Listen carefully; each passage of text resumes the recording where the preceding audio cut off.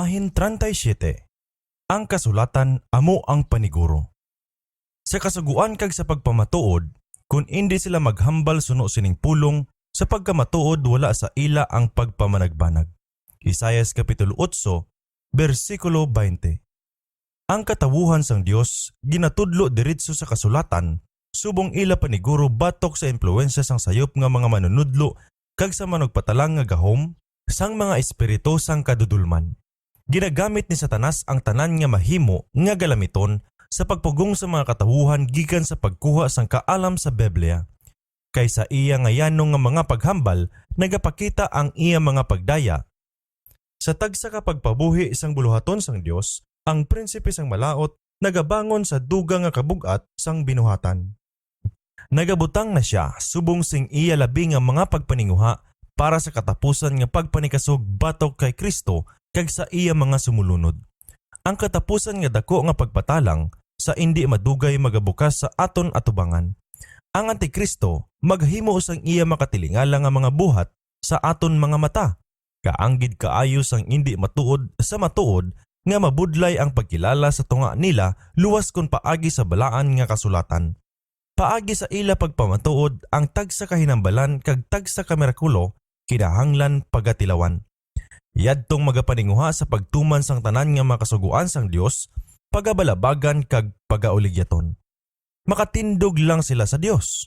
Agud makaanto sila sa pagtilaw sa ila nga atubangan, kinahanglan makahangop sila sang kabubuton sang Dios suno sa ginpakita sa iya pulong. Makapahamuot lang sila sa iya kung may matarong sila nga panghunahuna sang iya karakter, gobyerno, kag katuyuan, kag buhat suno sa ila. Wala sing iban kundi yadto lang ang magapamakod sang ila huna-huna sa mga kamatuoran sang Biblia ang makatindog tubtob sa katapusan nga inaway.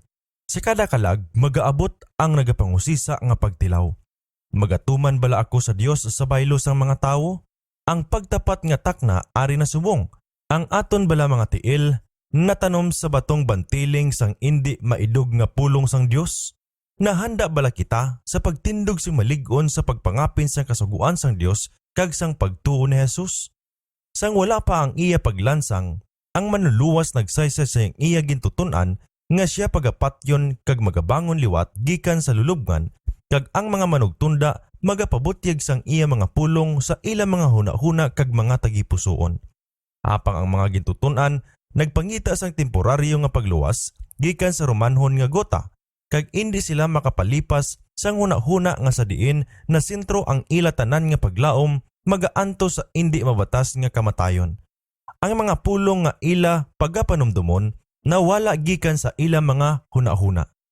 Kag sang ang tion sang pagtilaw mag-abot, nasapwan sila nga wala makahanda.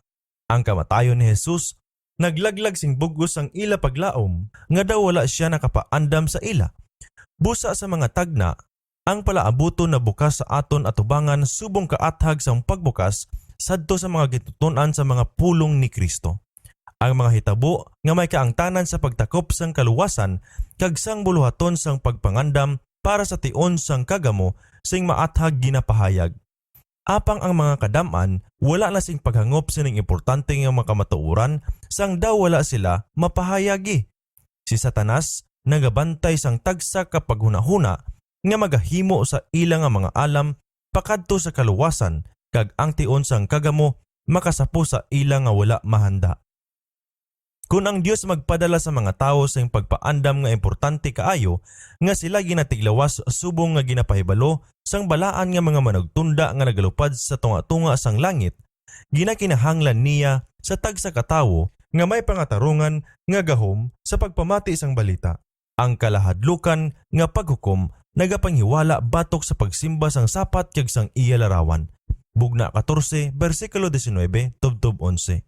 Magatoy-toy sang tanan sa isa ka hanuot nga pagtuon sa mga tagna sa pagpahibalo kung ano ang tanda sang sapat kag kung paano sila maglikaw sa pagbaton sini. Apang kalabanan sa mga tawo nagaliso sang ila mga idulungog gikan sa pagpamati sang kamatuoran kag nagaliso sa mga pato-pato. Si Apostol Pablo nagapahayag, nagatan-aw pakadto sa katapusan nga mga adlaw. Ang tion magaabot nga indi sila makabatas sang matuod nga doktrina. Kaduhang Timoteo Kapitulo 4, versikulo 3. Ang tinion, nag-abot na gid sing bugos. Ang mga kadam-an hindi gusto sang kamatuoran sa Biblia tungod kay nagapamalabag ini sa ilang mga handom nga masalaypon, may gugmaon sa kalibutan nga tagipusoon. Kaginahatagan sila ni Satanas sa mga pagpatalang nga ila ginahigugma. Apang ang Dios makaangkon sang isa ka katawuhan sa duta sa pagpadayon sang Biblia, kag ang Biblia lang subong talaksan sang tanan nga mga doktrina kag base sang tanan nga mga pagbaylo.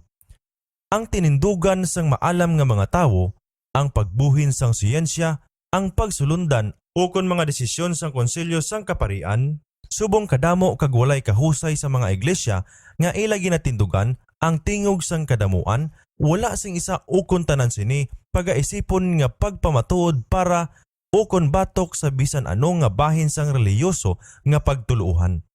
Sa hindi pa batunon ang bisan ano nga doktrina o konsugo, kinahanglan nga mangayo kita sang isa ka maatag nga siling sang Ginoo sa iya pagsuportar. Si Satanas permi nagapangabudlay sa paghaylo sang atensyon sang tao baylo sang sa Dios. Nagadulong siya sa mga tao sa pagtulok sa mga obispo, sa mga pastor, sa mga profesor sang teolohiya nga ila mga giya sa baylo sang pagpangusisa sang kasulatan sa pagtuon sang ila katungdanan para sa ila mga kaugalingon. Niyan, paagi sa pagpugong sa mga hunahuna sini nga mga pangulo, maka-impluwensya sa sang mga kadamuan suno sa iya kabubuton. Sang nagkari si Kristo sa paghambal sa mga pulong sang kabuhi, ang mga ordinaryo nga mga tawo nagpamati sa iya sing malipayon, kag madamo bisan ang mga pari kag mga pamunuan nagtuo sa iya. Apang ang puno sa mga pari kag ang nagapangulo nga mga tawo sang pungsod nagdapat sa paghimalaot kag pagwala sang iya mga pagtudlo. Bisan naglibog sila sa tanan nila nga mga pagtinguha sa pagpangita sing pagsumbong batok sa iya, bisan hindi sila kundi makabatyag sang impluwensya sang Dios nga gahom kag kaalam nga nagabantay sang iya mga pulong, apang ginputos nila ang ilang mga kaugalingon sa kahisa. Ginsikway nila ang labing maatag nga ebidensya sang iya pagka-Mesiyas, base mapilitan sila nga mahimo nga iya mga gintutunan. Ining mga kaaway ni Jesus, mga tawo nga diin gintudloan sa mga tawo gikan sa bata pa sa pagtahod sa bisan kay sino nga gahom sila magatahod. Paano ini? Pamangkot nila. Nga ang aton mga pangulo kag maalamon nga mga eskriba wala nagatuo kay Jesus. Hindi bala ining mga matutom nga mga tawo magabaton sa iya kon siya ang Kristo? Amo ini ang impluwensya sini nga mga manunudlo nga nagadulong sang Hudyo nga pungsod sa pagsikway sang ila manunubos. Ang espiritu nga nagagahom sadto nga mga pari kag mga pangulo, ari gihapon makita sa madamo nga nagahimo sang mataas nga profesyon sang ila kadungganan. Nagabalibad sila sa pag-usisa sang pamatuod sang kasulatan, nanungod sang pinasahi nga mga kamatuoran para sa siningation. Nagatudlo sila sa ila kaugalingon nga mga kadamuon, manggad kag kabantugan, kag nagatulok nga may kaakig sa mga nagadala sang kamatuoran subong jutay, imol, kag indi bantog nga may pagtuo nga nagabulag sa ila gikan sa kalibutan. Napanglantaw ni Kristo nga ang wala maabot nga paghamkon sang otoridad nga ginaangkon sa mga eskriba kag mga Pariseo, hindi maguntat upod sa pagpatalos sang mga Hudyo. May tagnaanon siya nga paglantaw sang buluhaton sa pagpataas sang tawhanon nga gahom sa pagdumala sang konsyensya nga mahimong makalilisang nga panghimalaot sa simbahan sa bug-os nga kapanahunan. Kag ang iya makahaladlot nga pagpanghiwala sa mga eskriba kag mga Pariseo, kag ang iya mga pagpaandam sa mga katawuhan sa hindi magsunod sining bulag nga mga pangulo, ginbutang sa record subong laygay sa palaaboton nga mga kaliwatan. Ang Iglesia Romano nagtugyan sang katungod sa kaparian sa paghubad sang kasulatan. Sa katungod nga ang mga pari lang ang may kinaadman sa pagsaysay sang pulong sang Dios kag ginatago sa kadamuan nga mga tawo. Bisan ang reformasyon naghatag sang kasulatan sa tanan, apang ang amog gihapon nga prinsipyo nga ginapanadayon sang Romano nagpugong sang kadaman sa protestante nga mga simbahan gikan sa pagpangita sang Biblia para sa ilang mga kaugalingon. Gintudloan sila sa pagbaton sang iya mga pagtudlo suno sa paghubad sang iglesia. Kag may mga linibong nga nagtinguha sa pagbaton sang walay pulos apang sing dayag ginapakita sa kasulatan nga batok sa ila kasaguan ukon sa gintukod nga pagtudlo sang ila iglesia. Walay sapayan, ang Biblia puno sa mga pagpaandam batok sa sala nga mga manunudlo kag madamo ang handa sa pagtugyan sang pagbantay sang ilang mga kalag sa ministro. May mga linibo ka mga manunuon sang relihiyon sini nga adlaw nga makahatag sing walay iban nga rason para sa iban nga mga bahin sang pagtuo nga ila ginakaptan luwas ang ginmando sa ila sang ila relihiyoso nga mga pangulo. Ginpalingog-lingugan lang nila ang mga pagtudlo sang manluluwas kag nagbutang sing dako nga pagsalig sa mga pulong sang mga ministro. Apang ang mga ministro bala indi mapukan?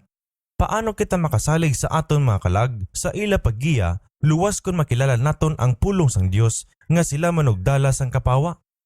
Ang kakulang sang moral nga kaisog sa pagtikang luwas gikan sa ginahampas nga alagyan sang kalibutan magadulong sing madamo nga pagsunod sang mga tikang sang maalam nga mga tao. Kag ang ila pagduha-duha sa pagpangusisa para sa ila mga kaugalingon, mahimo sila nga walay paglaom nga mga higot sa mga kadena sang sayop. Makita nila nga ang kamatuoran para sa sini nga tion sing maathag ginadala sa panulok sa Biblia. Kag nagabatyag sila sang gahom sang balaan nga espiritu nga nagatamod sang iya pagbantala. Apang ginatugutan nila ang pagpamalabag sa mga pari sa pagliso sa ila gikan sa kapawa. Bisan nagtugot ang rason kag ang konsensya, ining ginadayaan nga mga kalag wala nagtinguha sa paghunahuna sang iban gikan sa mga ministro. Kag ang ilatag sa kahukom, kag ang walay katubtuban nga mga kabalaka, ginasakripisyo sa walay pagtuo sa bugal kag kahisa sa iban. Madamo si mga paagi nga sa diin, si Satanas makapangabudlay sa tawuhanon nga impluensya sa paggapos sang iya mga bihag. Nagakuha siya sing kadam-an pakadto sa iya nga kaugalingon paagi sa sida nga higot sang gugma sadtong mga kaaway sang krus ni Kristo. Bisan ano pa ang iya relasyon, ginikanan, inanak, mag-asawa o konsosyal, ang resulta amo ang sagihapon.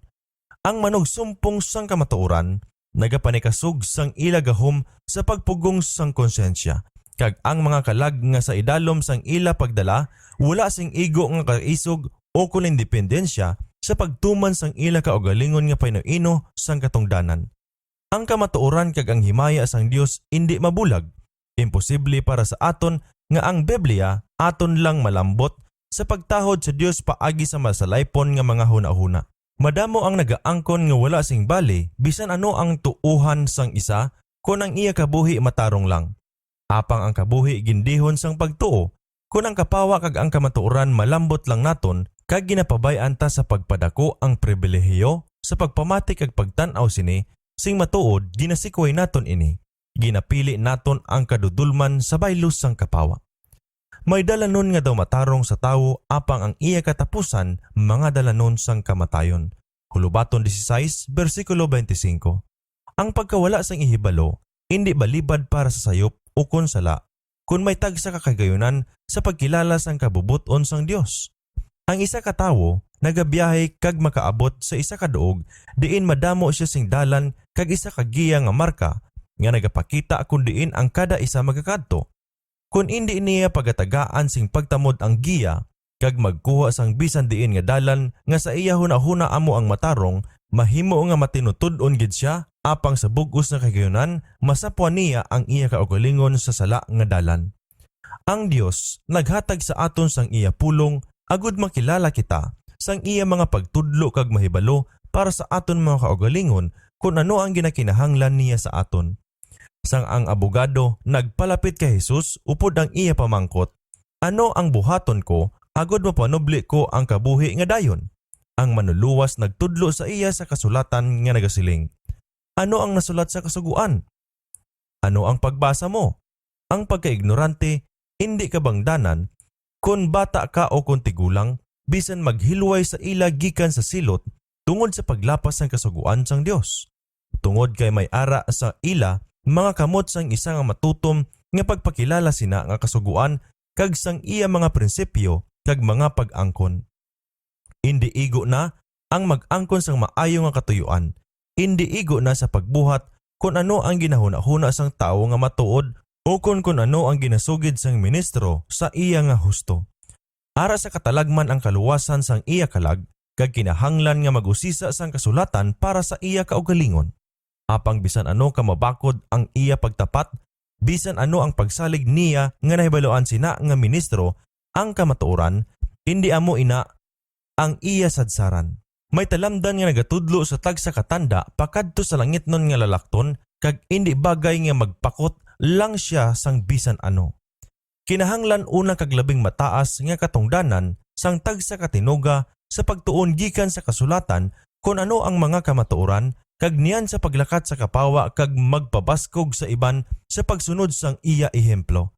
Sa matag adlaw, kinahanglan magtuon kita sang Biblia sing matutom, magtimbang sang tagsa-tagsa kahuna-huna kag ipaanggid ang kasulatan sa kasulatan. Upod ang Dios nun nga bulig kinahanglan magpurma kita sang aton mga tinindugan para sa aton nga mga kaugalingon, subong nga kita ang magasabat para sa aton mga kaugalingon sa atubangan sang Dios. Ang mga kamatuoran nga sing labi ka maathag ginpakita sa Biblia na lakip sa pagpangduha-duha kag kadudulman sang maalamon nga mga tao. Nga upod ang pagpakuno-kuno sang dako nga kinaadman, nagatudlo nga ang kasulatan may misteryo, sikreto, espirituhanon nga kahulugan nga indi nasubay sa hinambalan nga gintumod. Ini nga mga tawo butigon nga mga manunudlo. Sa sini nga mga klase si Jesus nagapahayag, wala kamo makahibalo sang kasulatan ukon sang gahom sang Dios. Marcos 12, versikulo 24. Ang hinambalan sang Biblia, kinahanglan isaysay suno sa iya makita nga kahulugan, luwas kon ang simbolo o kon dagway ginagamit. Si Kristo naghatag sang saad. Kung bisan sinong tawo buot maghimo sang iya kabubuton, makahibalo siya kon ang pagtulunan gikan sa Dios. Juan 7, versikulo 17. Kung ang tawo magbaton sang Biblia suno sa iya pagbasa, kung tani wala sing mga butigon nga mga manunudlo sa pagtuytoy kag pagpalibog sang ila mga huna-huna, ang buluhaton mahimo nga magalipay sang mga manugtunda kag nga magdala sila sa puguhan ni Kristo sang linibo ka mga linibo nga subong nagatalalang sa pagkasayop. Kinahanglan kita magpanikasog sa tanan nga gahom sang huna-huna sa pagtuon sang kasulatan kag pagapangabudlayon ang paino-ino sa paghangop tubtob nga mahimo sang tawo ang madalom nga mga butang sang Dios. Apang indi gid kita malipat nga ang walay kakapoy nga pagtugyan sa isa ka bata amo ang matuod nga espiritu sang manugtuon. Ang mga kabudlay sa kasulatan indi gid masaulo sang anuman nga mga pamaagi nga gingamit sa pagsimbog sa pinalusupong nga mga problema.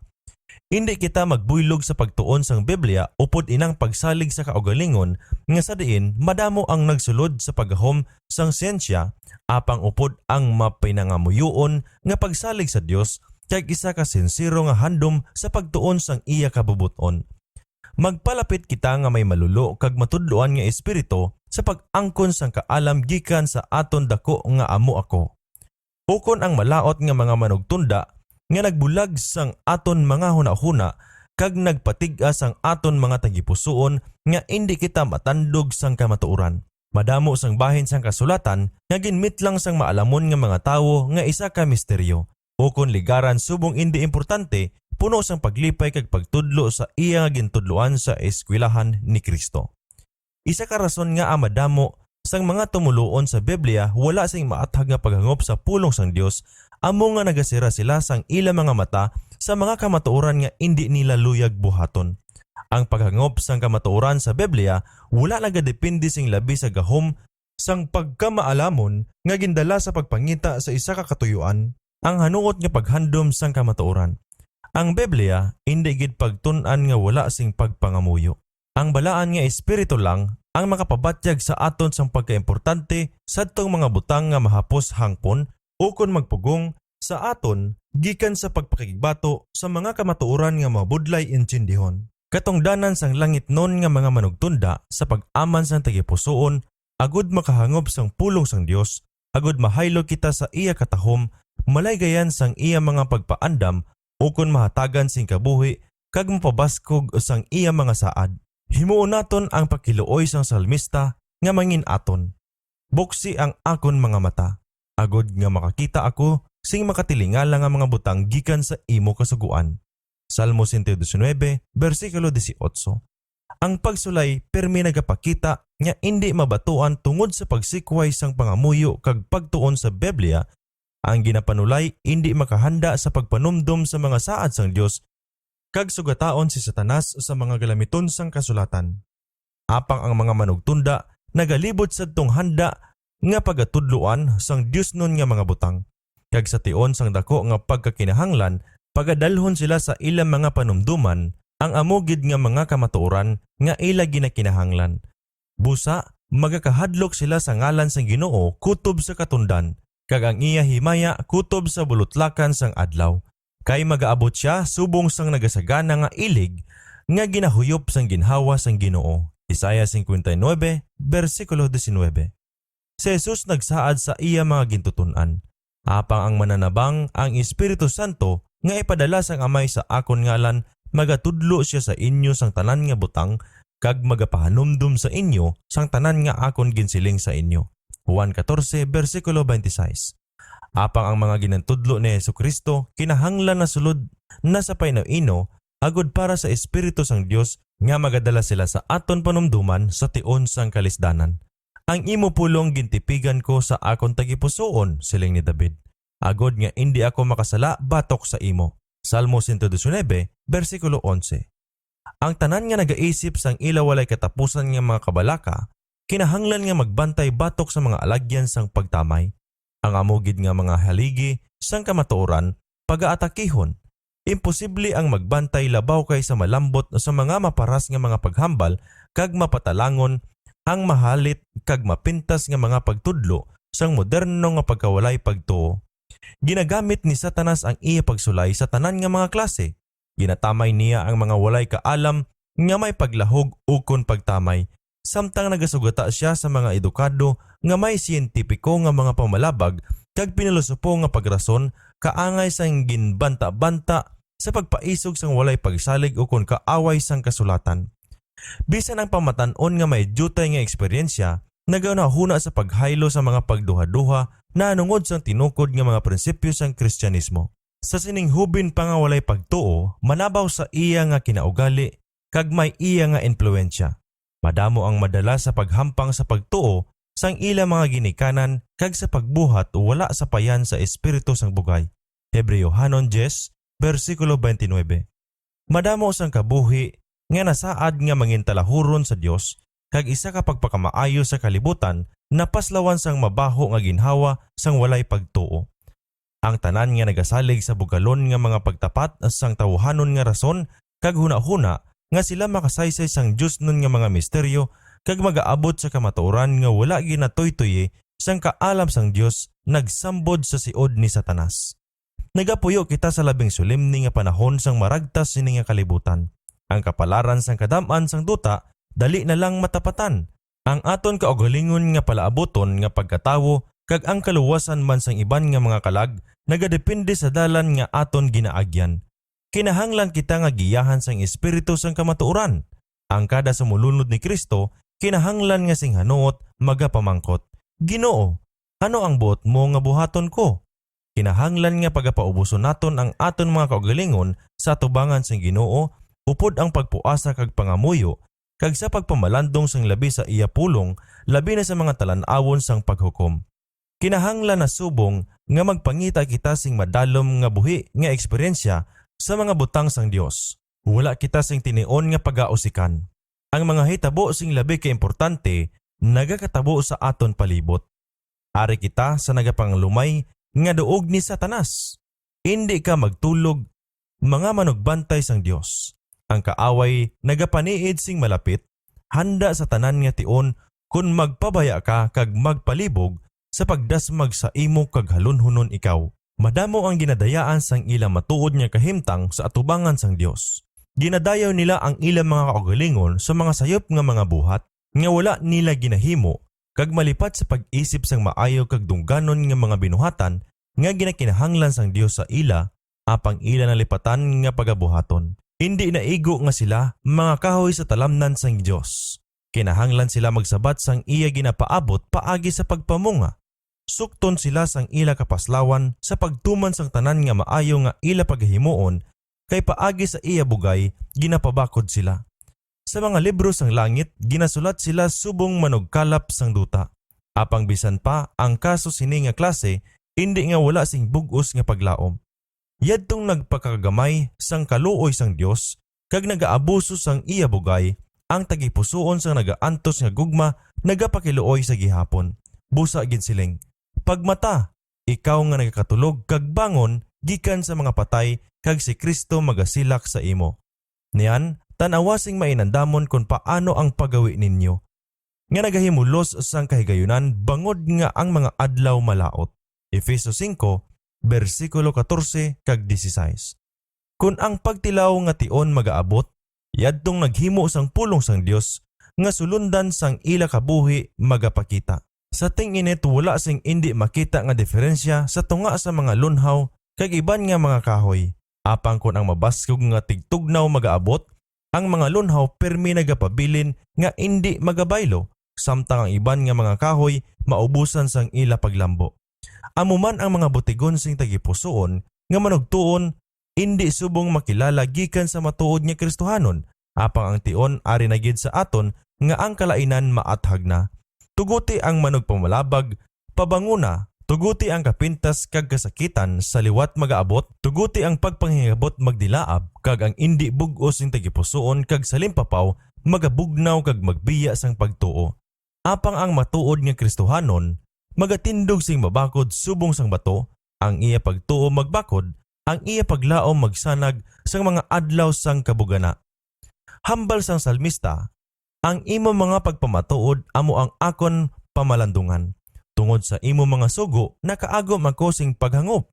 Busa ginadumtan ko ang tagsa kadalanon sang di matuod.